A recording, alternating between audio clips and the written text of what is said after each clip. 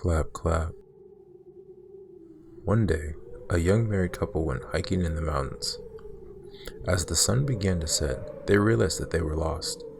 The wife was getting worried, but her husband tried to calm her down and assured her that they would eventually find their way back to their car. However, after walking for hours, they still had no idea where they were. It was growing dark, and the man and wife were getting desperate. They didn't have a map or a compass with them, and all of the trees looked the same. Just when they were about to give up hope, they came across an old cabin in the clearing. The cabin looked as if it had seen better days. It was dilapidated and seemed like it hadn't been used in a long time. Some of the windows were cracked and broken, and a lot of the tiles had fallen off the roof. The husband knocked on the front door, but there was no response. When he turned the handle, it slowly creaked open. Inside, they found it was in a bad state of disrepair. There was very little furniture, and the floor was covered in a thick layer of dust. As the couple cautiously looked around, they noticed a strange atmosphere and a peculiar musty smell. The walls were covered from floor to ceiling with graffiti. Written in red paint, the words, "Death, death, death, death, death," were repeated over and over again. The man and woman were unnerved. With a shaking hand, the husband reached out to touch the wall. He was horrified to find that the paint was not yet dry. The couple were very frightened, but they had nowhere else to go. They knew that the mountain was dangerous at night, and there were lots of wild animals prowling the woods. Despite the creeping writing on the walls, they decided to stay the night. Going upstairs, they found a moth-eaten mattress that was covered in stains. The husband and wife wrapped themselves in an old piece of carpet to keep warm and tried to make themselves as comfortable as possible under the circumstances. They lay down together on the mattress and eventually managed to fall asleep. Sometime after midnight, the couple were awakened by a strange, rustling noise. It sounded like someone, or something, was moving around outside the shack. "Did you hear that?" asked his wife. "I think there's somebody out there." Her husband listened for a while, but he didn't hear anything. He got out of bed and walked over to the window. It was too dark outside to see anything. Opening the window, he stuck his head out. "Who's there?" he called nervously. There was no answer. He was about to go back to bed when his wife said, "Maybe it's someone who can't speak." The husband returned to the window and said, "Is there somebody out there? Clap once for yes and twice for no." He strained his ears to listen. The stars twinkled in the night sky. The crickets were chirping loudly. All of a sudden, he heard a clap. The man turned to his wife and said in surprise, "You were right. There's someone out there." He leaned out the window and his eyes scanned the darkness. He couldn't make anything out in the pitch black. "Are you the owner of this cabin?" he asked. "Are you a man?" "You're a woman then." "Are you human?" A chill ran down his spine. He swallowed hard and croaked, "Did you come here alone? How many are with you? Clap once for each person."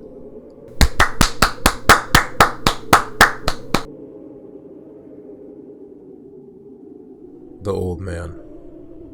The old man lived all alone in an ancient, crumbling house near the sea. His garden was overgrown and neglected, and his house was surrounded by old, gnarled trees. He was a recluse and rarely ventured out of his home. No one knew his name or where he came from. Those who saw him said he had long black hair, a wrinkled, leathery face, and dark, piercing eyes. Sometimes, Neighbors would see him hobbling around on a cane.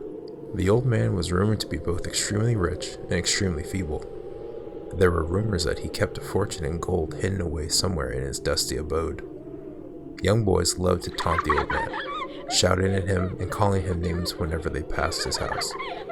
Sometimes they would even throw rocks at his house and break the window panes of his dwelling.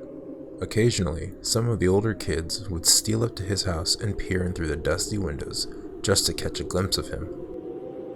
One night, 3 criminals decided to rob the old man.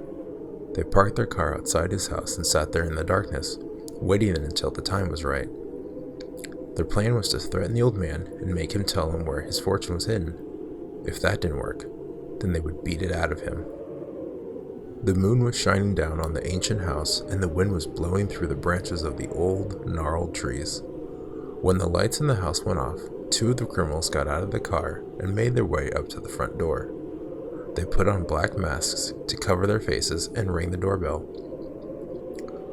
The 3rd criminal sat in the car, waiting nervously for his companions to return. He kept checking his watch and wondering what was taking them so long. Just after midnight, he heard hideous screams coming from inside the ancient house.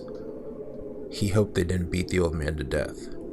If he died before he could reveal where his treasure was hidden, they would have to search the whole house, from top to bottom.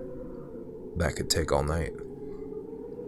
Just then, he heard footsteps coming down the path and the sound of someone opening the lock on the gate. In the dim glow of the streetlights, he strained his eyes to see, but when he looked, he didn't see what he had expected. The next morning, an abandoned car was found parked outside the old man's house. The police checked the license plate and discovered that it had been stolen. They returned it to its rightful owner. A few days later, 3 unidentified bodies washed up on the beach. The corpses were horribly mangled and mutilated. Every single bone in their bodies had been broken and their heads were crushed beyond recognition. The 3 bodies had been reduced to little more than 3 rubbery piles of flesh. The discovery of the bodies on the beach caused a lot of excitement in the little seaside town. That summer, it was all anyone could talk about, and nobody could figure out who they were or what had happened to them. Still, whenever people passed by the old man's house, they felt a little involuntary shiver of fear run down their spines. Young boys didn't shout at the old man or call him names anymore, and nobody dared to sneak up to his house and peer in his windows for fear of what they might see. Knock, knock. As their mother was leaving, she told her children not to open the door under any circumstances. If anyone knocks, don't answer it, she told them. But the boy and his sister didn't pay attention to their mother's warning. They thought she was being too careful.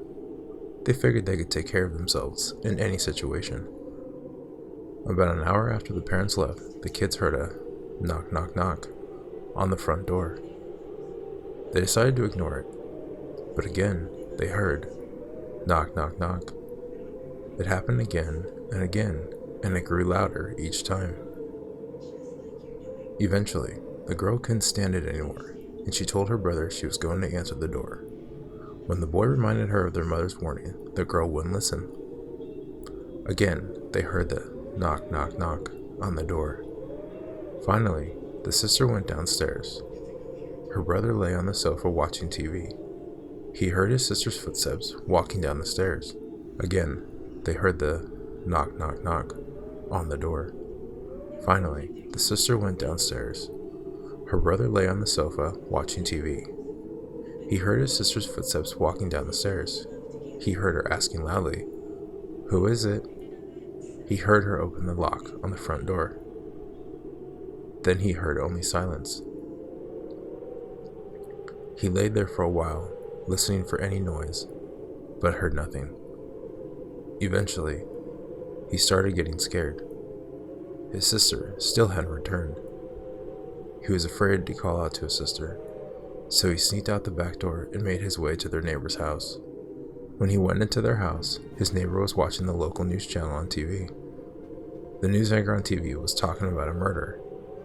When they showed a reporter live at the scene of the murder, the neighbor said to the boy, Hey, that looks like your house.